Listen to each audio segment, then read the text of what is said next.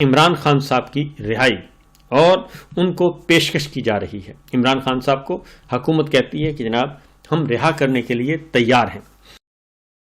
اور ساتھ ہی مسلم لیگ نواز خاص طور پہ عمران خان صاحب کو یہ میسج کنوے کر رہی ہے کہ آپ کو جیل میں ہم نے نہیں رکھا ہوا، اس میں ہمارا کوئی دوش نہیں ہے، یہ تو آپ کو جنرل صاحب نے اندر رکھا ہوا ہے اور جنرل صاحب کے حکم پہ آپ اندر ہیں، اس میں ہماری کوئی ذاتی دشمنی نہیں ہے آپ سے، اور اس لیے ہمارے ساتھ معاملات طے کر لیں اور ہمیں اس قضیے سے نکال دیں۔ اب اس میں ظاہر پس پردہ ایک پیغام رسانی کا کام ہوتا ہے، چلتا ہے، تو ان کو پتہ ہے نون لیگ کو، کیونکہ نون لیگ کے اندر جب گپ شپ ہوتی ہے تو نون لیگ کو پتہ ہے کہ جناب جنرل صاحب تو آج ہیں کل نہیں ہوں گے، نئے جنرل صاحب جب آئیں گے ان کی پالیسی کیا ہوگی ہمیں کیا پتہ، کیونکہ ان کی پالیسیاں تبدیل ہوتی رہتی ہیں، اور اس لیے جو آج اسٹیبلشمنٹ کی سوچ ہے، آج جو ملٹری لیڈرشپ کی سوچ ہے، آج جو ادارے جس سوچ پہ یا جن کے احکامات پہ چل رہے ہیں، کل کو جنرل صاحب جو ہیں نہیں ہوں گے اور ریٹائر ہو جائیں گے، اور اس کے بعد پھر کیا ہوگا، کیونکہ نئے جنرل صاحب نئی پالیسی کے ساتھ آئیں گے، نئے نظریے کے ساتھ آئیں گے، نئی سوچ کے ساتھ آئیں گے۔ لہٰذا مسلم لیگ نواز یہ کوشش کر رہی ہے کہ معاملات کو اپنے یہ جو کمبل ہے اپنے اوپر سے اٹھا کے پھینک دیا جائے، ان کے ڈال دیا جائے، راولپنڈی میں ہی ڈال دیا جائے، اور یہ ساری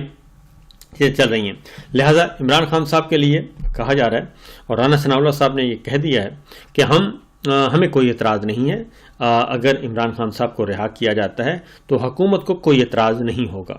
اور عدلیہ سے ہو جائیں۔ دوسرا انہوں نے ایک اور بات بھی کی ہے، انہوں نے کہا کہ دیکھیں آپ جو پیرول پہ رہائی کے لیے عمران خان صاحب اگر درخواست دے دیں تو ہم اس پہ غور کرنے کے لیے تیار ہیں۔ دراصل انہیں یہ کہا جا رہا ہے عمران خان صاحب کو کہ جناب، اور پی ٹی آئی کو، خاص طور پہ پاکستان تحریک انصاف کو، کہ کوئی ہلکی پھلکی سی کوئی چٹ آپ دے دیں ہم، تاکہ اس کو پروسیس کریں اور عمران خان صاحب کو جیل سے باہر لانے کی کوشش کریں۔ لیکن عمران خان صاحب نے ایسی کوئی بھی پیشکش قبول کرنے سے انکار کر دیا ہے اور ایسی کوئی بھی درخواست دینے سے منع کر دیا ہے، اور انہوں نے کہا ہے کہ بالکل ایسا کچھ نہیں، تمام کے تمام مقدمات جھوٹے ہیں اور میں اس کو مقابلہ کروں گا، اور یہاں تک کہ انہوں نے کہا کہ ڈوگر کورٹ ہو یا پھر غیر آئینی ترمیم کے نتیجے میں غیر آئینی جو ہیں پپٹ کورٹ ہو، تو پپٹ کورٹس کے سامنے بھی ہمیں جانا پڑے گا، تو ہم جائیں گے اور ہم وہیں سے اپنے آپ کو بری ذمہ قرار دلوائیں گے